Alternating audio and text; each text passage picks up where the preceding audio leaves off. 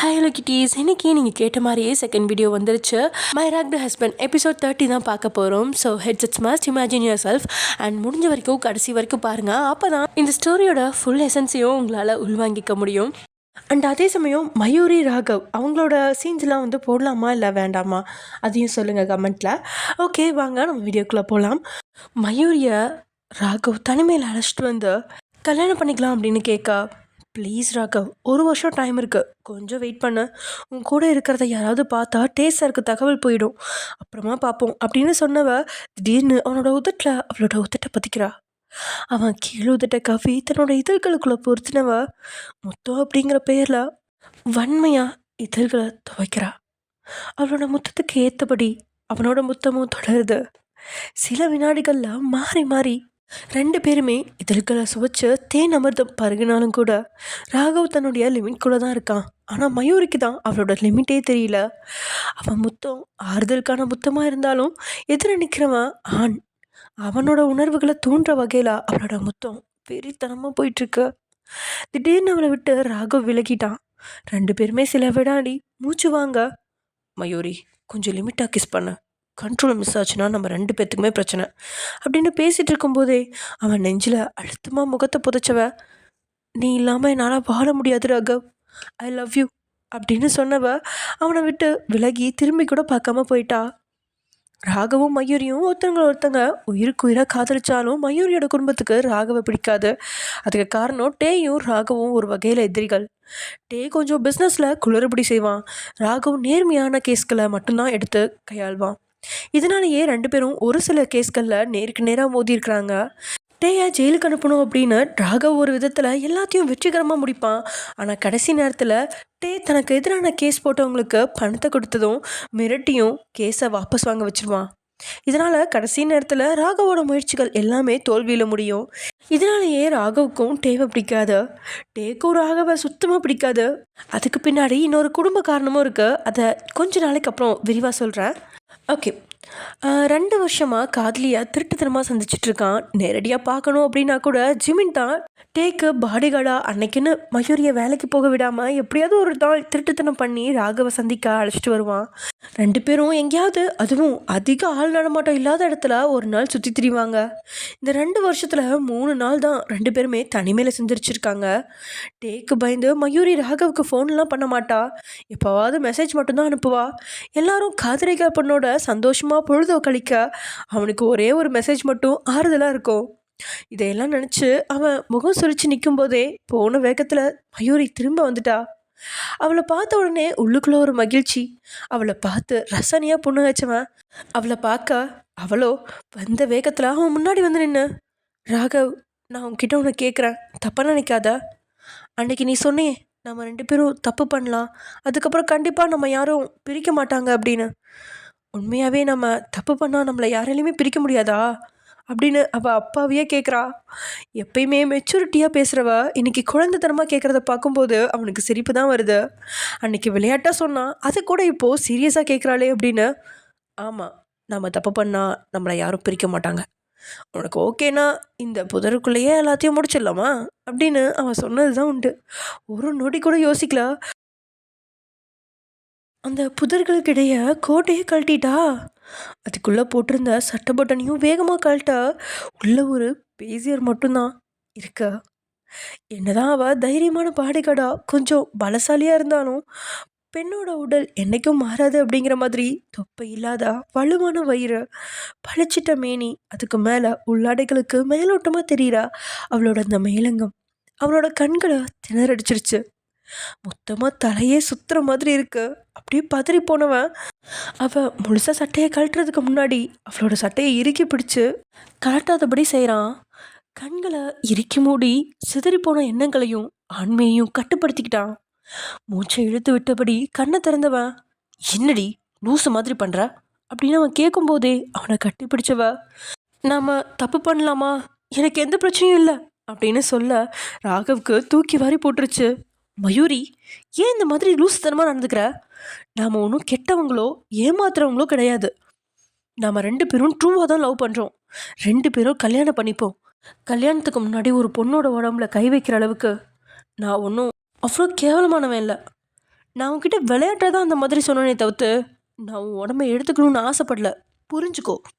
நான் உன்னை கல்யாணம் பண்ணிக்க தான் ஆசைப்பட்றேன் அப்படின்னு ராகவ் முடிவாக சொல்லிட்டான். அவனோட வார்த்தையை கேட்டபடி அவனை விட்டு பிரிஞ்சுவ. இல்லை ராகவ், நான் சொல்கிறத புரிஞ்சுக்கோ. ஜிமினோட லைஃப்பில் புதுசாக ஒரு பொண்ணு வந்திருக்கா. அவளை யாருக்குமே பிடிக்கல. ஆனால் அவள் கர்ப்பமாக இருக்கா. மேபி அவள் வயிற்றில் ஆண் குழந்தை இருந்தால் கண்டிப்பாக அந்த ஃபேமிலியில் இருக்கவங்க அவளையும் குழந்தையும் ஏற்றுப்பாங்க. அதே மாதிரி உன்னால் நான் கன்சீவ் ஆனாலும் என் ஃபேமிலியில் இருக்கிறவங்க வேறு வழி இல்லாமல் நம்மளை சேர்த்து வச்சுடுவாங்க. உன் குழந்தை என் வயிற்றில் இருந்தால் கண்டிப்பாக டேஸ்டர் உன்னையும் எதுவும் பண்ண மாட்டார். புரிஞ்சுக்கோடா. எனக்கு ஒவ்வொரு நாளும் உன்னை ஏதாவது பண்ணிடுவாங்களோன்னு பயமாகவே இருக்குது அப்படின்னு குழந்த மாதிரி அழுதுட்டா. ஏன்னா ராகவ் டேயை எவ்வளோ எதிரியாக பார்க்குறான் அப்படின்னு தெரியாது. ஆனால் டேக்கெல்லாம் நிச்சயம் ராகவை கொலை செய்யணும் அப்படிங்கிற அளவுக்கு அவன் மேலே ஒரு கோபம் இருக்கு. அது மயூரிக்கு நல்லா தெரியும்.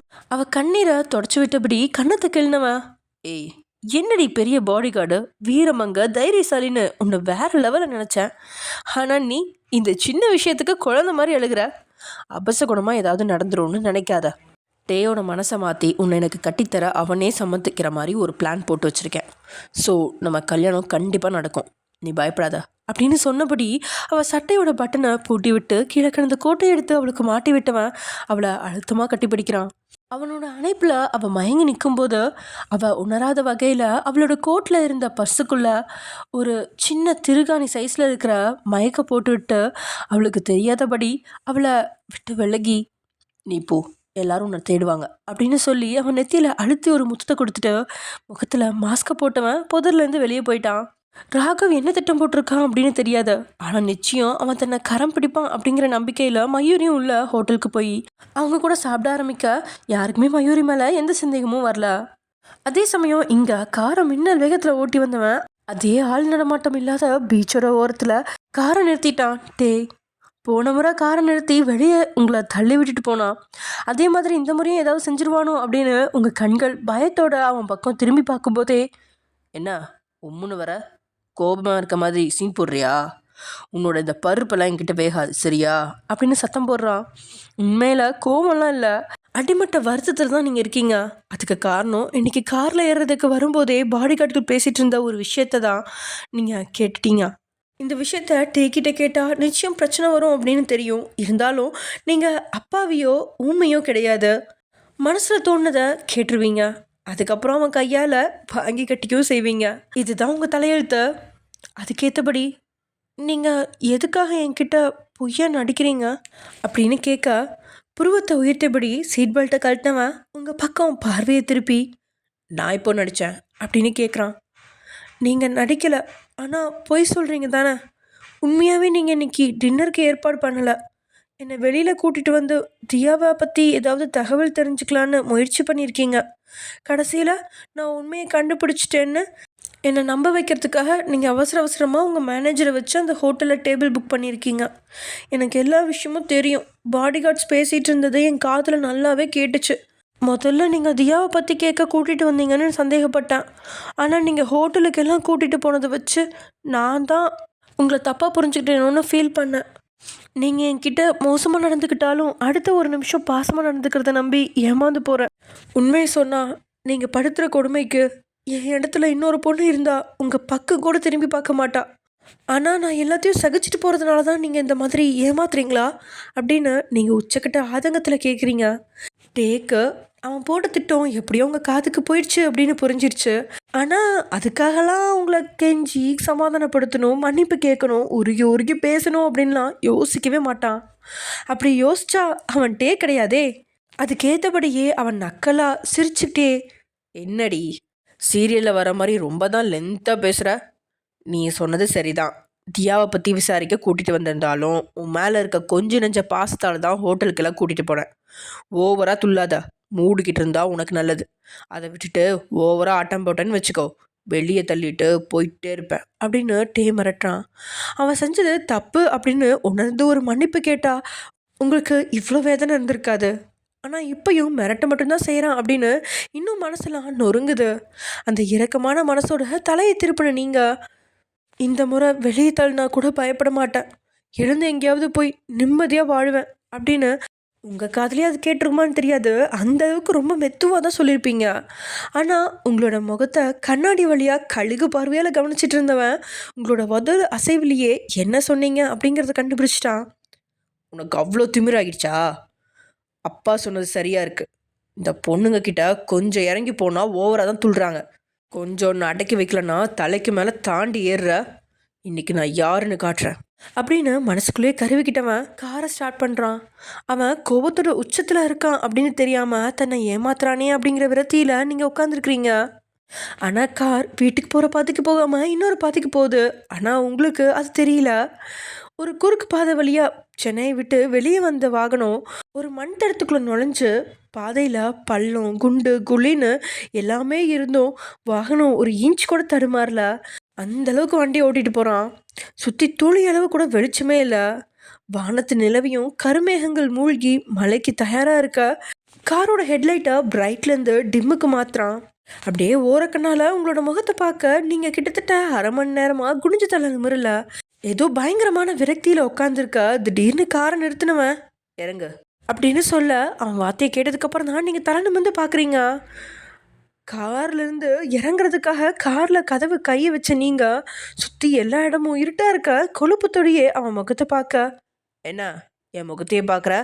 கார்லேருந்து வெளில தள்ளினா கூட பயப்பட மாட்டேன், எங்கேயாவது போய் நிம்மதியாக இருந்துப்பேன்னு தானே சொன்னேன். இந்த இடத்த மாதிரி நிம்மதியான இடம் இந்த உலகத்திலே இல்லை, கீழே இறங்குடி அப்படின்னு குரல்லையே அவன் கோபம் அப்பட்டமாக தெரியுது. அவன்கிட்ட கெஞ்சி கூத்தாடி வாழ்க்கையை வாழவே உங்களுக்கு பிடிக்கல. இதனால் எதை பற்றியோ யோசிக்காமல் உங்களோட காரில் இருந்து கீழே இறங்க காரை மின்னல் வேகத்தில் அங்கேருந்து கொண்டு போயிட்டான். அவன் இருட்டில் தனிமையில் விட்டுட்டு போகிறான் அப்படின்னு துளி அளவு கூட வருத்தமோ பயமோ உங்களுக்கு தோணாமல் எப்படியாவது இங்கேருந்து போயிடலாம் அப்படின்னு எல்லா பக்கமும் பார்க்குறீங்க. நீங்கள் நிற்கிறது கூட உங்கள் கண்ணுக்கு தெரியல, அந்த அளவுக்கு இருட்டாக இருக்கு. இருந்தாலும் அங்கேருந்து போக ஒரு காலை எடுத்து நீங்கள் முன்னாடி வைக்கவும் பயங்கரமான மின்னலோட ஒரு இடி இடிக்க அந்த இடி உங்களோட நெஞ்சில் விழுந்தது மாதிரி இருக்கு. எல்லாத்தையும் விட அந்த மின்னல் வெளிச்சத்தில் சுற்றி நீங்கள் நிற்கிற இடத்த பார்த்து கொலை நடுங்கி போயிட்டீங்க. ஏன்னா உங்களை சுற்றி ஆயிரக்கணக்கில் கல்லறைகளாக இருக்குது. மொத்தமாக ஈரக்குலையே நடுங்கி போயிடுச்சு உங்களுக்கு. இன்னும் 2-3 முறை வானத்தில் மின்னின மின்னல் வெளிச்சத்தில் கண்ணு கெட்டு தூரம் வரைக்கும் எல்லா கல்லறையாக நிறைஞ்சிருக்கு. உங்களோட தைரியம் எல்லாம் காதில் கரைய, என்னங்க என்னை விட்டுட்டு போகாதீங்க அப்படின்னு அலறி சத்தமிட்டபடியே இருட்லேயும் தாறுமாற ஓடி எங்கேயோ இடித்து தடுமாறி விழுந்துட்டீங்க. இருந்தாலும் எப்படியோ சோத்தை பிடிச்சி எழுந்து அதில் உட்காந்த நீங்கள் அடுத்த மின்னல் வெளிச்சத்தில் தான் உட்காந்துருக்கிறது ஏதோ ஒரு கல்லறை மேலே தான் அப்படின்னு தெரிஞ்சு இன்னும் குளம் நடுங்கி போகிறீங்க. பயத்தில் வியர்வையெல்லாம் வடிய கண்கள் கண்ணீரில் நிரம்பி குரல் கூட வெளியே வராத அளவுக்கு பயந்த உங்களோட இதய துடிப்பு 10 கிலோமீட்டர் தாண்டி கேட்குற அளவுக்கு அதி பயங்கரமாக துடிக்க 5 நிமிஷம் கூட நீங்கள் அங்கே தாக்கு பிடிக்கல. அதுக்குள்ளே மயக்கம் போட்டு விழுந்துட்டீங்க. இங்கே கோடைக்காலமாக இருந்தாலும் கூட நைட்டு மழை பயங்கரமாக கொட்டித்திக்க நம்ம டேயோட வீட்டுக்கு முன்னாடி போட்டுக்கோல கார் வந்து நிற்க கார்லேருந்து கீழே இறங்கின டே காரோட பின்னாடி கதவை திறந்து உள்ளே மயங்கி கிடந்த அவங்கள 2 கைகளாலும் தாங்கி பிடிச்சு அப்படியே குழந்த மாதிரி தூக்கிட்டு வரான். வீட்டோட முன்பக்க கதவு திறந்துற சத்தம் கேட்டு சமையலறையில் தூங்கிட்டு இருந்த கண்ணம்மா கண்ணை திறந்து பார்க்குறா. அப்படியே மெதுவாக கிச்சன்லேருந்து வெளியில் எட்டி பார்க்க டே உங்களை தூக்கிட்டு போகிறதையும் நீங்கள் எந்த அசைவும் இல்லாமல் படுத்துருக்கிறத பார்த்து குழம்புனவ, ஐயோ இந்த பொண்ணுக்கு என்னாச்சு, டே தம்பி ஏதாவது பண்ணிட்டாரோ, ஏதோ புது சேலை கட்டியிருக்கிற மாதிரி இருக்கு, நான் கட்டி விட்ட சேலை இது இல்லையே, பேசாமல் லக்ஷ்மி அம்மாட்ட சொல்லிடுவோமா அப்படின்னு நினச்சி முடிக்கிறதுக்குள்ள டீயோட பார்வை சமையல் கட்டு பக்கத்தில் திரும்ப மின்னல் வேகத்தில் பாயில் போய் படுத்தவ தலையிலேருந்து கால் வரைக்கும் மூடி உள்ளேயே செட்டில் ஆயிட்டா. கண்ணம்மா நேராக பெட்ரூம்குள்ளே நுழைஞ்சு பெட்டில் உங்களை படுக்க வச்சவன் உள்ளே வாங்க அப்படின்னு சத்தம் போடவும் வெளியிலேருந்து டாக்டர் உள்ளே வரா. மயங்கி கிடக்கிற உங்களோட நாடி துடிப்பை பார்த்து, சார் பயப்படுற மாதிரிலாம் எதுவும் இல்லை, பயத்தில் தான் மயக்கம் போட்டிருக்காங்க, 2 மணி நேரத்துக்குள்ளே மயக்கம் தெளிஞ்சிடும், ஸோ பயப்பட வேண்டாம், இதுக்குன்னு தனியாக மருந்து எடுக்க வேண்டிய அவசியம் இல்லை அப்படின்னு அந்த டாக்டர் சொன்னதும் டேயும் சரி அப்படின்னு கண்ணை சேர்க்க டாக்டர் அங்கேருந்து கிளம்பிட்டாங்க. அவங்க போனதும் டோரை சாத்திட்டு ட்ரெஸ் சேஞ்ச் பண்ணிவிட்டு ஒரு டிஷர்ட்டும் ஒரு 3/4 பேண்ட்டும் போட்டு அப்படியே தலையை அழகாக கோதிக்கிட்டே உங்கள் முன்னாடி வந்து உட்காந்துருக்கான். மயங்கி கிடக்குறீங்க, எந்த அசைவும் இல்லை. ஆனால் கண்களுக்கு பளிச்சுன்னு மின்ற வைரக்கல் மாதிரி பளபளன்னு பப்பாலே தெரியுறீங்க. இமை மூடி கிடக்கிறவங்களோட விழிகள் மேலே கையை வச்சவன் லேசாக வருடினபடி அழுத்தி உங்களோட இமையில தன்னோட இதழை பதிச்சு முத்தமிட்டுட்டு விலகி, நீ ஏன் நினச்சாலும் உன்னால் என்னை விட்டு போக முடியாது, போகவும் விட மாட்டேன் ஒயன். நான் உன்னை சூஸ் பண்ணுறதுக்கு வெறும் 5 நிமிஷம் தான் எடுத்துக்கிட்டேன். ஆனால் அந்த 5 நிமிஷத்துல என்னோட அடுத்த 50 வருஷ வாழ்க்கையில் நீ தான் இருக்க போகிறேன்னு ஃபிக்ஸ் பண்ணிட்டேன். வாழ்நாள் முழுக்க நீ அழுதுகிட்டு கிடந்தாலும் சரி, சிரிச்சுக்கிட்டு கிடந்தாலும் சரி, ஏன் கூட தாண்டி இருக்க போகிறேன் என் பொண்டாட்டி அப்படின்னு சொன்னபடியே மயங்கி கிடந்தவரோட கை விரல ஒரு வைர மோதிரத்தை போட்டு விட்டான். உச்சி முதல் பாதம் வரைக்கும் உங்களை அணுவணுவாக ரசிக்கிறான். உங்களோட ட்ரெஸ் முழுவதும் உடலை மறைச்சிருந்தாலும் அந்த நேர்த்தியான உடையில் உங்களை அப்படியே ரசித்தவன் சில வினாடிகளுக்கு அப்புறம் போர்வை எடுத்து உங்கள் மேலே போற்றி விட்டுட்டு சத்தம் இல்லாமல் அப்படியே பெட்ரூமை விட்டு வெளியே வந்துட்டான். அதே சமயம் இங்கே, டேய் ஃபாஸ்ட்டாக ஓட்டுறா, ஒரு டப்பா ஸ்கூட்டரை வச்சுக்கிட்டு உசுரை வாங்குற அப்படின்னு தியா ரித்திக்கோட தலையிலேயே அடி அடின்னு அடிக்க மழையில் நனைஞ்சிக்கிட்டே அவன் வண்டியை ஓட்ட பின்னாடி ரெயின் கோட்டை போட்டு துளியும் மழையில் நனையாமல் ஜம்முன்னு உட்காந்துருந்தவளை டேயோட வீட்டுக்கு முன்னாடி காம்பவுண்டுக்கு வெளியில் கொண்டு வந்து விட்டுறான். பைக்கில் வந்து கீழே இறங்கினவன், டேய் நாளைக்கு கடையில் 11 மணிக்கு பிக்கப் பண்ண வந்துடு, லேட் ஆச்சுன்னா தூக்கி போட்டு மிதிப்பேன் அப்படின்னு சொன்னவ கோட்டை கழட்டா. தியா நீயே போட்டுக்கோடி அப்படின்னு ரித்திக் சொல்ல, அதான் வீடு வந்துச்சே நீ போட்டுக்கோ அப்படின்னு சொல்லிட்டு கழட்டி கொடுத்துட்டு அங்கேருந்து சிரிச்சு கிளம்பிடுறா. நேராக ஓடி வீட்டுக்கு பக்கத்தில் வந்தவ அதுக்கப்புறம் பொறுமையாக வீட்டுக்குள்ள நுழையிறா. அதுவும் வாயில் விசிலடிச்சபடியே வீட்டுக்குள்ள நுழைஞ்சவ டே ஹாலில் குத்துக்கெல்லாம் இருக்கிறத பார்த்துட்டா. இருந்தோ கண்டுக்காத மாதிரி நகர, ஏய் இவ்வளோ நேரம் எங்கே போனேன் அப்படின்னு அவன் கேட்கா. நான் எங்கே வேணால் போவேன் மாம்ஸ், அது ஏன் விருப்பம், நீங்கள் தலையிடாதீங்க. இந்த மாதிரி கேள்வியெல்லாம் என் புருஷன் தான் கேட்கணும், நீங்கள் கேட்கக்கூடாது. பிகாஸ் நீங்கள் என் அக்காவோட புருஷன். ஓவர் அட்வான்டேஜ் எடுத்துக்காதீங்க அப்படின்னு காலையில் அவன் மேலே தெரியாமல் மோதினதுக்கு டே எப்படி டேமேஜ் செஞ்சானோ அது மாதிரியே டே இப்போது டேமேஜ் செய்யா அவள் பேசிகிட்டு இருக்கும்போதே முன்னாடி இருந்த டேபிளை மொத்தமாக கவிழ்த்து போட்டு உடைச்சிட்டான். உண்மையில் உள்ளுக்குள்ளே பதறி போனதான், ஆனால் காட்டிக்காம எல்லாத்தையும் உடைச்சிட்டு புதுசாக வாங்கி போடுங்க, உங்ககிட்ட இல்லாத பணமா அப்படின்னு அவன் காதில் கேட்குற மாதிரியே சொல்லிட்டு அங்கேருந்து அவள் நகரவும் எழுந்து வந்து அவள் கையை பிடிச்சவன் இழுப்பில் டைனிங் ரூமுக்கு அழைச்சிட்டு போய், கண்ணம்மா அப்படின்னு கத்த அடுத்த செகண்ட் மின்னல் வேகத்தில் கண்ணம்மா வந்துட்டா. டேபிளில் இருந்த பார்சலை அவன் காட்டவும் அதை எடுத்து பிரித்து ஒரு தட்டில் கொட்டி தியாவுக்கு முன்னாடி வச்சிட்டா கண்ணம்மா. அதில் கொஞ்ச நேரத்துக்கு முன்னாடி அவங்க ஹோட்டலில் ஆர்டர் பண்ணி சாப்பிட்ட மஷ்ரூம் ஃப்ரைட் ரைஸ் தான் இருக்குது. உங்களுக்கு முன்னாடி டே அந்த சாப்பாடை வாங்கல அப்படின்னாலும் பாடிகார்ட்ஸ்ட்டு சொல்லி அஜினமோட்டோ அப்புறம் சில பொருட்கள்லாம் கலக்காமல் பியூராக புது ஃப்ரைட் ரைஸை வச்சு வாங்கிட்டு வந்திருக்கான். இது ஒன்றும் தியாவுக்கா இல்லை, அவன் வயிற்றில் இருக்க குழந்தைக்காக அவன் காட்டுற கரிசனை. ஒழுங்காக சாப்பிடு, உன் வயிற்றில் என் தம்பியோட பிள்ளை இருக்குது, சாப்பிடாமல் எழும்பி போகணும்னு கனவுல கூட நினைக்காத அப்படின்னு புருவத்தை உயர்த்தியபடி மிரட்டுறான். ஏற்கனவே வரும் வரையில் ரோட்டு கடையில் ரித்திக்கும் அவளும் நல்லா சாப்பிட்டுட்டு தான் வந்திருக்காங்க. இதில் இவன் வேற தட்டு நிறைய சாப்பாடை வச்சு சாப்பிடு அப்படிங்கிறானே. சாப்பிடணுமா வேண்டாமா, சாப்பிடாம இருந்தால் அவனுக்கு சந்தேகம் வருமா அப்படின்லாம் உள்ளுக்குள்ளே ஒரு சில விஷயங்களோட தியாவோட யோசனையை கூர்ந்து கவனிச்சவன் பக்கத்தில் இருந்த கண்ணம்மா ஒரு பார்வை பார்க்கவும் கண்ணம்மா தட்டில் இருந்து ஒரு ஸ்பூன் சாப்பாடு எடுத்து சாப்பிட்டா. விஷயம்லாம் வைக்கல, நம்பி சாப்பிடு, உன் வயிற்றில் என் தம்பியோட வாரிசு இருக்கிறதுனால உன்னை எதுவும் பண்ண மாட்டேன், சீக்கிரமாக சாப்பிடு, எனக்கு தூக்கம் வருது அப்படின்னு பல்ல கடிச்சிட்டு சொல்கிறான். வற்புறுத்தியெல்லாம் வீட்டில் யாராவது சாப்பாட்டை கொடுத்தா தட்டோடு தூக்கி வீசுவா. அவள் தேவைக்கு மட்டும்தான் சாப்பிடுவா. ஆனால் இப்போது டே வற்புறுத்தும் போது கோபம் வருது. ஆனால் அதை இந்த வீட்டில் யார்கிட்ட வேணாலும் காட்டலாம், டேக்கிட்ட மட்டும் காட்ட முடியாது. மீறி காட்டினா ஏதாவது செஞ்சு வீட்டை விட்டு துரத்திடுவான் அப்படின்னு அவளுக்கு நல்லாவே தெரியும். இதனாலேயே பொறுமையாக சாப்பிட ஆரம்பிச்சிட்டா. அப்புறம் தியா, உன் புருஷன் எப்போ ஊருக்கு வரான், உன்கிட்ட ஃபோன் பண்ணி ஏதாவது சொன்னானா அப்படின்னு டே கேட்கவும் ஒரு நிமிஷம் கண்வெளி அப்படியே உருண்டு சுழலுது.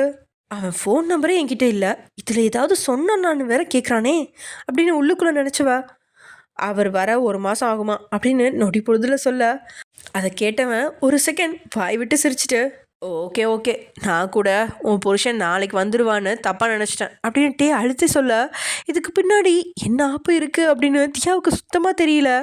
அப்படியே அடுத்து என்ன கவுண்டர் கொடுக்கலாம் அப்படின்னு யோசிச்சவ, உங்களுக்கு எல்லாரையும் தப்பாக நினைக்கிறது தானே முக்கியமான வேலை, ஆஃபீஸ் வீடு பார்க்குற இடம்னு எல்லா இடத்துலையும் பொண்ணுங்க தானே தப்பானவங்க, பசங்கள்லாம் உத்தம குட்டிங்க அப்படி தானே அப்படின்னு தியா சொன்னவும், போதும் ஓவராக பேசாத அப்படின்னு அதட்ட, இவர் பெரிய மாவீர நெப்போலியன், இவர் சொன்ன உடனே நம்ம வாயை மூடிட்டு இருக்கணுமா அப்படின்னு மனசுக்குள்ளே கழுவி ஊற்றிட்டு அரை மணி நேரமாக எப்படியோ கஷ்டப்பட்டு சாப்பாடை எப்படியோ காலி செஞ்சுட்டா. இதில் வேற எக்ஸ்ட்ராவாக ஒரு கிளாஸ் பாலையும் கொடுக்க டேக்கு சந்தேகம் வரக்கூடாது அப்படிங்கிறதுக்காகவே கும்பிட்டு எப்படியும் அந்த பானையும் குடிக்க. தியா, இதுக்கு மேலே நீ வேலைக்கு போகக்கூடாது. உன் வயிற்றில் இருக்க குழந்தைய நல்லபடியாக நீ பெற்று கொடுக்குற வரைக்கும் இந்த வீட்டுக்குள்ளே தான் இருக்கணும் அப்படின்னு டே உறுதியாக சொல்ல, இவ்வளோ நேரம் அமைதியாக இருந்தவ கொஞ்சம் கோவத்தோட, நான் இவ்வளோ படித்தது வேலை வெட்டி இல்லாமல் வீட்டில் அடிமையாக இருக்கிறதுக்கு இல்லை. நான் வேலைக்கு போய் சம்பாதிப்பேன். என் திறமையை சமையல் கட்டிலையும் படுக்கையறையிலையும் மூடி வைக்கிற அளவுக்கு நான் ஒன்றும் முட்டாள் இல்லை.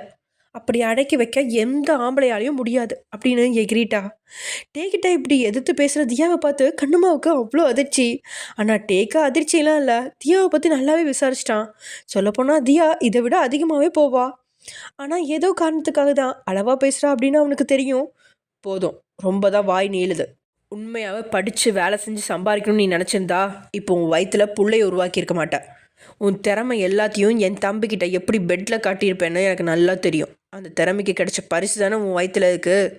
நாளையிலேருந்து வேலைக்கு போகணும்னு நினச்சேன்னா நடக்கிறதே வேற அப்படின்னு கொச்சையாக மிரட்டினவன் அங்கேருந்து எழுந்து போயிட்டான்.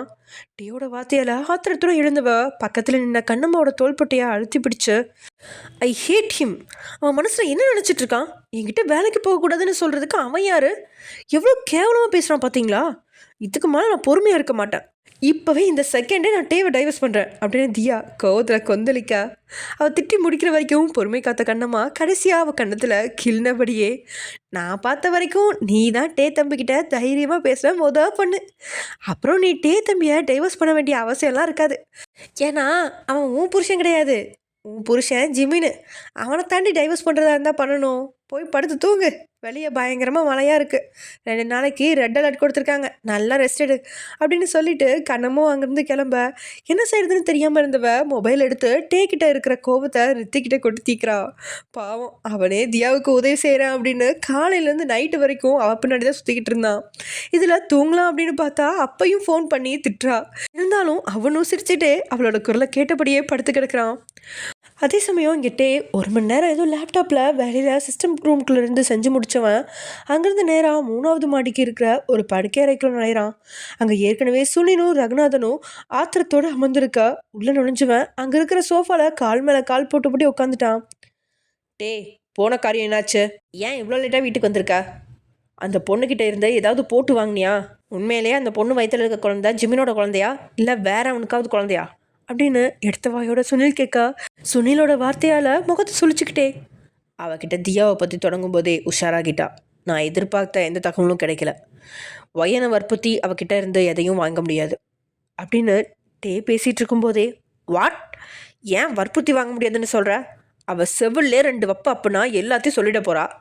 இதை விட்டுட்டு ஹோட்டலுக்கெல்லாம் கூட்டிகிட்டு போயிருக்க. அது கூட பரவாயில்ல, அவள் பேரில் அந்த ஹோட்டலே விலைக்கு வாங்கியிருக்க. நம்ம குடும்பத்தில் யாரும் பொண்ணுங்க பேரில் சொத்தை வாங்க மாட்டாங்க, அது உனக்கு தெரியாதா அப்படின்னு சுனில் கோவப்பட, அப்பா போதும் நிறுத்துங்க. சொத்தை அவள் பேரில் வாங்கினாலும் அதில் வர ப்ராஃபிட் நமக்கு தான். அவள் கன்னத்தில் அடி கொடுக்கறதுக்கு எனக்கு நேரம் ஆகாது. ஆனால் நான் அவளை அடிக்க விரும்பலை. தேவையில்லாமல் இப்போ ஒய்யனை பற்றி பேச வேண்டாம், தியாவை பற்றி பேசுவோம். நான் தியாவை பற்றி விசாரித்த வரைக்கும் அவள் கேரக்டர் பசங்க விஷயத்தில் ரொம்ப டீசென்ட் தான். ஒரு ஆள் கூட அவளை தப்பாக சொல்லலை. இத்தனைக்கும் அவன் 3 பசங்க கூட ஒரே ஹோட்டலில் ஒரே ரூமில் ஸ்டே பண்ணியிருக்கா. இருந்தால் கூட யாருமே தப்பாக சொல்லலை. அதே நேரத்தில் அவள் ஜிமின் கூட பழகின மாதிரி எந்த தகவலும் இது வரைக்கும் கிடைக்கல. 2 பேரும் வெளி உலகத்துக்கு தெரியாமல் ரகசியமாக பழகினாங்களான்னு எனக்கு தெரியலை அப்படின்னு டே சொல்ல, சரி டே, அவங்க ரகசியமாக பழகினதில் வயிறு பெருசாகிடுச்சின்னு இருக்கட்டும். பட் தியா இங்கே இருக்கிறதுல எங்களுக்கு விருப்பம் இல்லை. அதுலேயும் வயிற்றில் நம்ம குடும்ப வாரிசெல்லாம் வளரவே கூடாது. அவளுக்கு இப்போ 3 மாதம் தான் ஆயிருக்கு. பேசாமல் அவள் சாப்பாட்டில் அபார்ஷன் பண்ணுற மருந்தை கலந்து போட்டுடலாம் அப்படின்னு ரகுநாதன் வாய் கூசாமல் சொல்கிறான். இல்லை சித்தப்பா, அதெல்லாம் சரிப்பட்டு வராது. எனக்கு அந்த பொண்ணு இங்கே இருக்கிறதுல விருப்பம் இல்லை. அதுக்காக அவள் வயிற்றில் இருக்கிற நம்ம வாரிசெல்லாம் அழிக்க முடியாது. ஏற்கனவே ஜிமின் ஏதாவது ஒரு சந்தர்ப்பம் கிடைச்சா இந்த குடும்பத்தை விட்டு எங்கேயாவது போயிடலாம்னு தான் ஐடியாவில் இருக்கான். இதில் அவன் குழந்தைக்கு ஏதாவது ஆச்சுன்னா கண்டிப்பாக இதை ஒரு சந்தர்ப்பமாக யூஸ் பண்ணி வீட்டை விட்டு போயிடுவான். நம்ம குடும்பமும் உடைஞ்சிரும். ஒரு பொண்ணால் நம்ம குடும்பம் உடையக்கூடாது அப்படின்ட்டே உறுதியாக சொல்லிட்டான். டேயோட இந்த உறுதியான முடிவு சுனிலுக்கும் ரகுநாதனுக்கும் சுத்தமாக பிடிக்கல. ஆனாலும் அவங்க வயசில் பெரியவங்களா இருந்தாலும் வீட்டில் டேயோட முடிவு தான் உறுதியானது அப்படின்னு அவங்களுக்கு தெரியும். இதனால் அண்ணன் தம்பி 2 பேருமே மாறி மாறி அவங்க முகத்தை பார்க்க, ஏன் என்னாச்சு, என்னோட முடிவு பிடிக்கலையா அப்படின்னு டே கேட்கா. அது இல்லை டே, உன் முடிவு நல்லா தான் இருக்குது. ஒருவேளை அந்த பொண்ணோட வயிற்றில் பெண் குழந்தை இருந்தால் அபார்ஷன் பண்ணலாம் தானே அப்படின்னு சுனில் கேட்க ஒரு நொடியும் யோசிக்காதவன், கண்டிப்பாக நமக்கு பெண் குழந்தை தேவையே இல்லை. பெண் குழந்தையா இருந்தால் அபார்ட் பண்ணிடலாம். ஆண் குழந்தையா இருந்தால் அந்த வாரிசை வளர்த்தலாம் அப்படின்னு சொல்லிட்டான்ட்டே. அதை கேட்டதுக்கப்புறம் தான் 2 பேத்துக்கும் மகிழ்ச்சி. எனக்கு தெரிஞ்சு கண்டிப்பாக பெண் குழந்தையா தான் இருக்கும். ஏன்னா உன் பொண்டாட்டியும் தியாவும் அக்கா தங்கச்சிங்க. அதுங்க வயிற்றுல முதல்ல பிறக்க பிள்ளைங்க பொண்ணாக தான் இருக்கும். எதுக்கும் அபாஷன் தான் பண்ண வேண்டியிருக்கும் அப்படின்னு இல்லாத குழந்தைய ஏதோ ஸ்கேன் பண்ணி கண்டுபிடிச்ச மாதிரி சுனில் சொல்கிறான். ஆமாம், அண்ணா சொல்கிறதும் சரிதான். லக்ஷ்மி வயிற்றில் இருக்கிற குழந்தைங்க ஆனா பொண்ணான்னு அண்ணா சரியாக கணிச்சாரு. அதே மாதிரி ஸ்கேன் பண்ணப்ப அண்ணா சொன்ன மாதிரி தான் இருந்துச்சு. எனக்கு தெரிஞ்சு இப்போவே அழிக்கிறது தான் பெட்டர். இருந்தாலும் டே சொன்ன மாதிரி வெயிட் பண்ணுறதா இருந்தாலும் வெயிட் பண்ணலாம் அப்படின்னு ரகுநாதன் பொதுவாக சொல்லிடுறான். சரி டே, முதல்ல நான் பெத்த சனியை எங்கே இருக்கான்னு கண்டுபிடி. அவன் ஒருத்தனால தான் இந்த குடும்பத்தில் பல பிரச்சனை வந்துட்டுருக்கு. இந்த பொண்ணு பேசுகிற பேச்சை கேட்கவே காதில் ரத்தம் வடியுது. இப்படியே அவள் பேசிகிட்டு இருந்தா நான் நெஞ்சு வெடித்து செத்துருவேன் போல. எல்லாம் அந்த சனியை வந்ததுக்கப்புறம் அவன்கிட்ட பேசிக்கிறேன் அப்படின்னு ஜிவின் மேலே வன்மத்தை வளர்த்துக்கிட்டு அங்கேருந்து கிளம்புறான் ரகுநாதன். இப்போது டேயும் சுனிலும் மட்டும்தான் உட்காந்துருக்கா. டே, உனக்கு கல்யாணம் ஆகி 1.5 வாரம் ஆகுது. நீ இன்னும் அந்த பொண்ணு மேலே கை வைக்கலையா? வெளியே யாருக்காவது தகவல் தெரிஞ்சா இது போல் கேவலம் இல்லை அப்படின்னு சொல்ல, அதுக்கு டைம் இருக்குது, பொறுமையாக வைக்கலாம் அப்படின்னு டே சொன்னபடியே முழுசா சோஃபாவில் சரிஞ்சு உட்காந்துறான். என்னடா டைம் இருக்குது பொறுமையாக வச்சுக்கலான்னு சொல்கிற? ஜிமினை விட நீ 2 வயசு பெரியவன். இந்த குடும்பத்தோட முதல் வாரிசு நீ தான் பெற்றுக் கொடுக்கணும். அதை விட்டுட்டு அவளை தொடாமல் இருக்க. அவளை மாதிரி லோ கிளாஸை தொட பிடிக்கலன்னா இன்னொரு பொண்ணை கட்டி வைக்கிறேன். சீக்கிரமாக வாரிசு பெற்றுதா அப்படின்னு சுனில் மஞ்சத்தை விதைக்க பார்க்குறான். அப்பா, முதல் வாரிசை யார் தந்தா என்ன? நம்ம குடும்பத்துக்கு ஒரு வாரிசு கிடைக்க போகுது அப்படின்னு மட்டும் பேசுங்க. என்னை பொறுத்த வரைக்கும் என் தம்பிக்கு குழந்தை கிடைச்சாலும் அது என் குழந்தை மாதிரி தான். என் லைஃப்பில் இன்னொரு பொண்ணுக்கு இடமே கிடையாது. சாகிற வரைக்கும் எனக்கு ஒயன் மட்டும்தான். அவளை லோ கிளாஸ் பட்டுக்காடுன்னு யாருமே கிண்டல் பண்ணக்கூடாது. மீறி ஏதாவது தகவல் என் காதுக்கு வந்தால் தேவையில்லாமல் என் கோவத்தை பார்க்க வேண்டியிருக்கும். ஒய்யனை நான் தொடாததுக்கு காரணம் இருக்குது. அவள் இன்னும் முழுசாக எனக்கு கீழே கண்ட்ரோலில் வரல. அவள் முழுசாக என் கையில் வந்தால் மட்டும்தான் நான் அவள் மேலே கை வைக்க முடியும். அதை விட்டுட்டு நான் இப்போவே அவசரப்பட்டு அவன் மேலே கை வச்சா கொஞ்ச நாள்லேயே அவளுக்கேட்டே இவ்வளோதான் கொடுமைப்படுத்துவான். அதை தாண்டி அவனால் எதுவும் பண்ண முடியாதுன்னு வீட்டை விட்டு போகிறதுக்கு யோசிக்க மாட்டான். அதனால தான் கொஞ்சம் பொறுமையாக இருக்கேன். எல்லாத்தையும் விட தியா வீட்டுக்குள்ளே வந்ததுலேருந்து ஏதோ பயங்கரமாக சம்பவம் பண்ணுவான்னு நினச்சேன். ஆனால் அவள் சுத்தமாக எதுவுமே பண்ணாமல் சைலண்ட்டாக இருக்கிறா. அதனாலேயே அவன் மேலே சந்தேகமாக இருக்குது. அவள் ஏதோ பெருசாக சம்பவம் பண்ண போகிறா. அவசரப்பட்டு யாரும் அவள் ட்ராப்பில் மாட்டிக்காதீங்க. அதுக்காக அவளை சும்மா விடுவேன்னு மட்டும் நினைக்காதீங்க. அவளால் ஒரு பிரச்சனை வந்தால் ஜிமினோட பொண்டாட்டியாக அவள் உசுரோடவே இருக்க மாட்டா அப்படின்னு வில்லத்தனத்தோட டே சொல்கிறான். அதை கேட்டு சுனினோட மனசோ அந்த பொண்ணு கண்டிப்பாக ஒயனை டே கிட்டேருந்து பிரிக்க தான் பார்ப்பா. அதை மட்டும் டேக்கு தெரிஞ்சா டேயே தியாவை காலி பண்ணுவான். அப்போ தான் மீதி இருக்கிற பொட்டச்சிங்க நம்ம பேச்சை கேட்டு நடப்பாங்க அப்படின்னு உள்ளுக்குள்ளே நிகழ்கிறான். ஆனால் வெளியே காட்டிக்காம யுவர் விஷ், பட் உன் பொண்டாட்டி முழுசாக கண்ட்ரோலில் வர வரைக்கும் தொடாமல் அப்படியே வச்சுருக்காத. நான் ஏன் சொல்கிறேன்னா, நீ அவள் வயிற்றில் ஒரு குழந்தைய கொடுத்தா அதுக்கப்புறம் தியாவால் உங்களை பிரிக்க முடியாது. ஸோ எல்லா பக்கமும் உஷாராயிரு. நான் பட்ட அவமானத்தை நீயும் படக்கூடாதுன்னு நினைக்கிறேன். அதோட நீ கொஞ்ச நாளாக அந்த பொண்ணுக்கிட்ட இறங்கி போகிற மாதிரியும் ஃபீல் ஆகுது. நம்ம குடும்பத்தில் யாரும் பொண்ணுங்கக்கிட்ட இறங்கி போகக்கூடாது. அவங்களுக்கு இந்த குடும்பத்தில் என்ன குறை இருக்குது? 3 வேளை சாப்பாடு, போட்டுக்க துணி, நகை நட்டு, ஏகப்பட்ட சொத்துன்னு எல்லாமே இருக்குது. இதுக்கு மேலே என்ன வேணும்? தேவையில்லாமல் அந்த பொண்ணுக்கிட்ட இறங்கி போய் உன் மானத்தை குறைச்சிக்காத அப்படின்னு சொல்லி சுனில் டேயோட மனசில் சலனத்தை ஏற்படுத்திட்டு போகிறான். என்னதான் சுனில் முன்னாடி எந்த ரியாக்ஷனும் இல்லாமல் அவன் பேசுனதை கேட்டுக்கிட்டு இருந்தாலும் உங்களை தக்க வைக்கிறதுக்காக உங்களோட உடலை தீண்டலாமா அப்படிங்கிற அளவுக்கு அவனுக்கும் ஒரு எண்ணம் உருவாக ஆரம்பிச்சிருச்சு. வயிற்றில் ஒரு குழந்தைய கொடுத்துட்டா அடுத்து நீங்கள் அவனை விட்டு போக மாட்டீங்க அப்படின்னு யோசிக்க தொடங்கிட்டான். அந்த யோசனையோடையே பெட்ரூம்குள்ளே அவன் நுழைய பெட்டில் படுத்திருந்த உங்களை காணலை. ஒரு நொடி பக்குன்னு உள்ளம் பதறினாலும் ரூமை விட்டு நீங்கள் வெளியே போக வாய்ப்பில்லை. அப்படி போனாலும் வீட்டை விட்டு காம்பவுண்டை விட்டும் வெளியே போகவே முடியாது அப்படின்னு அவனுக்கு நல்லாவே தெரியும். இதனால் தேவையில்லாத பதட்டத்தை குறைச்சிட்டு ரூமுக்குள்ளே அவன் பார்வையை சுழல விட ட்ரெஸ் மாத்திர அறையில் கதவு பாதி திறந்துருக்கிறத கவனிக்கிறான். அந்த ட்ரெஸ் மாத்திர ரூம் முழுசுமே கண்ணாடியால் செய்யப்பட்டது. ஆனால் உள்ளே யாராவது நின்னா லேசாக வெளியே யாரும் நிற்கிறது மட்டும்தான் தெரியும். உள்ளே நிற்கிறவங்க ட்ரெஸ் மாத்திரத்தையெல்லாம் வெளியே நின்று பார்க்க முடியாது. உள்ளே இருக்கிற பட்டனை அழுத்தினா அந்த சின்ன உருவமும் வெளியே தெரியாது. அந்த அளவுக்கு செட்டப்பில் உருவான அந்த ரூம்குள்ளே அவன் நுழைய பயந்து போய் கால் முட்டிக்கிடைய தலையை நுழைச்சு 2 கையும் இடது நெஞ்சில் அழுத்தி பிடிச்சபடி நீங்கள் அமர்ந்திருந்தாலும் உங்களோட உடலெல்லாம் நடுங்கிறது அப்பட்டமாக தெரியுது. அதை பார்த்தவன் பரிதாபப்படல, ஒரு புன்னகை தான் வீசுகிறான். அதுக்கு காரணம் உங்களுக்கு என்னென்ன பிடிக்கும் பிடிக்காதுன்னு தெரிஞ்சிருந்தவன் நீங்கள் எதுக்கு பயப்படுவீங்க அப்படிங்கிறதையும் நல்லா தெரிஞ்சுதான் உங்களை இவ்வளோ பயப்பட வச்சான். இப்போ தன்னோட எண்ணம் நிறைவேறினதாக நினச்சி உங்கள் பக்கத்தில் போய் உட்காந்து, "வயன், நான் ஏன் இப்படி பண்ணேனா?" அப்படின்னு அவன் பேச்சு கொடுக்கும்போதே பயத்தில் இருந்த நீங்கள் அப்படியே கட்டிப்பிடிச்சு அவன் மடியிலே ஏறி உட்காந்துட்டீங்க. அழுத்தி முகத்தை அவன் சூடான நெஞ்சுக்குள்ளே பதிச்ச நீங்கள் கையெல்லாம் டைப் அடிக்கிற மாதிரி இருக்க அந்த பதட்டத்தை எப்படி குறைக்கிறதுன்னு தெரியாமல் அவன் தோள்பட்டையை அழுத்தி பிடிச்சிட்டு இறுக்கமாக கண்களை மூடி உட்காடுறீங்க. நீங்கள் இவ்வளோ நடுங்கிறதால அவனுக்கே அவசரப்பட்டு இவ்வளோ பயப்பட வச்சிட்டோமோ அப்படிங்கிற ஒரு நெருடல் தோணினாலும் நீங்கள் பயந்ததால தான் இன்னைக்கு நீங்களாவே தன்னோட மடியில் ஏறி உட்காந்துருக்கீங்க. இத்தனை நெருக்கமாக உடல் மோதி இருக்கிறதா மறந்து பயத்தில் இருக்கிறீங்க. இதனால எதையோ சாதிச்ச மாதிரி தான் கெத்தாக இருக்கான். உங்களோட முதுகில் கையை வச்சு இறுக்கி அணைச்சு, "பயப்படாத, நான் உன் கூடவே தான் இருக்கேன். நான் உன்னை விட்டு வரணும்லாம் நினைக்கல. நான் அந்த இடத்துல தான் இருந்தேன். நீ மயங்கி விழுவேன்னு நான் நினைக்கல. பயத்தில் என்னை தேடி வருவேன்னு நினச்சேன்.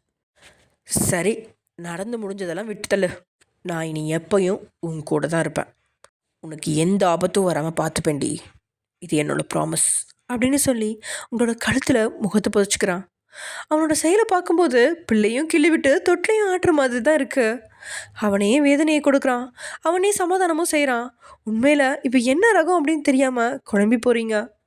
டேயை விட இப்போ உங்களுக்கு உங்களை நினச்சி தான் வெறுப்பாக இருக்கு. இதே அளவுக்கு சுயமாக எந்த இடத்துலையுமே முடிவெடுக்க முடியல. டே பக்கத்தில் இருக்கிறம்போது அவன் மீதான பயம் உங்களை ஆட்டி படைக்குது. உங்களோட பெரும்பாலான பயத்துக்கு காரணம் அவன் உங்களோட உடலை எடுத்துக்குவானோ அப்படிங்கிறது தான். இப்போ கூட பயத்தை எப்படி கட்டுப்படுத்துறதுன்னு தெரியாமல் அவனை தான் நாடி இருக்கீங்க. ஆக மொத்தத்தில் உங்களுக்கு உங்களை நினச்சாலே ஏதோ முதுகெலும்பு இல்லாத ஒரு பொண்ணை போல தான் ஒரு தாழ்வு மனப்பான்மை தான் தோணுது. எப்படி அவனை சமாளிக்கிறது, காதலையும் பாசத்தையும் எப்படி உணர வைக்கிறது, இல்லைன்னா அவனை விட்டு எப்படி விலகிறது அப்படின்னு எதுவுமே தெரியாமல் கண்ணீர் இல்லாமல் உங்களோட வாழ்க்கையை நினச்சி பயப்பட அவனோ இதுதான் சந்தர்ப்பம் அப்படிங்கிற மாதிரி உங்களோட இடுப்பில் கை வச்சு விரல்களால் வருடிட்டுருக்கான். கஷ்டம் கஷ்டம்னு கோயிலுக்கு போனால் அங்கே ஒரு கஷ்டம் தலைவரிச்சு ஆடுது அப்படிங்கிற மாதிரி உங்களோட நிலைமை இருக்க அவன்கிட்டேருந்து நகரவும் முடியாமல் அனுபவிக்கவும் முடியாமல் அப்படியே இருக்கீங்க. ஆறுதலுக்காக உங்களை கட்டுப்பிடிச்சிருந்தாலும் ஒரு விரல் உங்களோட இடுப்பை விட்டு நீங்களா விரலால் உங்களோட இடுப்பில் அழுத்தம் கொடுத்த குத்த சில வினாடிகளில் அது குளிஞ்சு உள்ளே போயிட்டு திரும்ப அவன் விரலை வெளியே தள்ளுது. இதனால் திரும்பவும் குத்தி அவன் விளையாடிட்டு இருக்கா. அவசியம் அவன் நெஞ்சிலேயே கண்ணை மூடுறீங்க. எவ்வளோ நேரம் உங்கள் இடுப்பில் வருடி இருப்பான் அப்படின்லாம் தெரியாது. ஆனால் வருட வருட இன்னும் வருடணும் அப்படின்னு ஆண்மை கட்டுக்கடங்காமல் போகுது. சுனில் சொன்ன வார்த்தையிலேருந்து உங்களை எடுத்துக்கலாமா அப்படிங்கிற எண்ணம்லாம் தோணினாலும் உங்கள் உடலில் கையை வச்சாலே அதை ரசிக்காமல் வேதனைப்படுற உங்களை எப்படி முழுசும் எடுத்துக்கிறது? அப்படி எடுத்துக்கிட்டாலும் அது திருப்தியாக இருக்காது அப்படின்னு ஒரு சுயநலமா இல்லை பாசமா அப்படின்னு தெரியாத மனநிலை தான் அவனுக்கு. இருந்தாலும் நீங்கள் தூங்குற வரைக்கும் தான் உங்கள் இடுப்பை வருடனா நீங்கள் தூங்கின அடுத்த செகண்ட் இடுப்பில் இருந்த கையை எடுத்தவன் சாதாரணமாக உங்களை அணைச்சிட்டான். அதுக்கு மேலே அடுத்த 3 மணி நேரத்துக்கு உங்களை எந்த தொந்தரவும் செய்யலை. அங்கேருந்து நகராமல் உங்களை மடியிலேயே உட்கார வச்சிருக்கா. காலெல்லாம் மரத்து போய் வேதனையை கொடுக்குது. அதையும் பொருட்படுத்தாமல் இருந்தவன் விடிய காலை 5 மணி வரைக்கும் நீங்கள் நிம்மதியாக தூங்குறத ரசித்ததுக்கப்புறம் தான் உங்களை தூக்கிக்கிட்டு பெட்டில் படுக்க வச்சுட்டு சோஃபாவில் சரிறான். இப்போ எல்லாம் டே எழும்புறதுக்கு முன்னாடியே நீங்கள் எழும்பிடுவீங்க.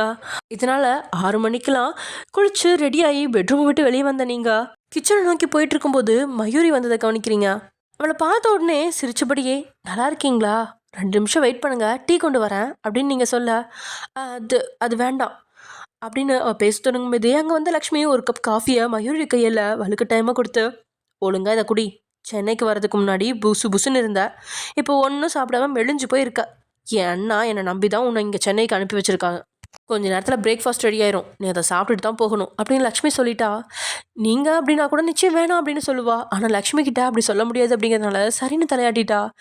இதனால் லக்ஷ்மி வெளியே கோலம் போட போக நீங்கள் சமையல் அறைக்குள்ளே போக, "ஒரு நிமிஷம் வயன், உங்ககிட்ட ஒரு முக்கியமான விஷயம் பேசணும்" அப்படின்னு மயூரி சொல்லவும், அப்படின்னு நீங்கள் என்ன விஷயம் மயூரி அப்படின்னு கேட்க, "அது நான் எப்படி சொல்கிறதுன்னு தெரியல. இருந்தாலும் நான் ஓப்பனாகவே சொல்லிட்டேன். நீங்கள் என்கிட்ட ரொம்ப நல்ல விதமாக நடந்துக்கிறீங்க. ஆனால் நான் ஒன்றும் அவ்வளோ நல்லவ கிடையாது.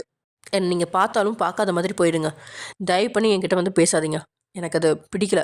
இரிட்டேட்டிங்காக இருக்குது. ஸோ ப்ளீஸ் இன்னொரு முறை என்னை பார்த்து சிரிக்கிறது பேசுகிற வேலையெல்லாம் வச்சுக்காதீங்க அப்படின்னு மயூரி முகத்தில் அடித்த மாதிரி சொல்லிட்டா. அதை கேட்டவங்களோட முகம் ஒரு நிமிஷம் வெளியே போயிடுச்சு. மயூரியை பார்த்து லேசான புன்னையோட நல்லா விசாரிப்பீங்க, ஆனால் அது கூட மயூரிக்கு பிடிக்கல அப்படின்னு சொல்கிறாளே, அதுக்கு என்ன காரணம் அப்படின்னு புரிஞ்சுக்க முடியாமல் சரின்னு தெரியாட்டுறீங்க.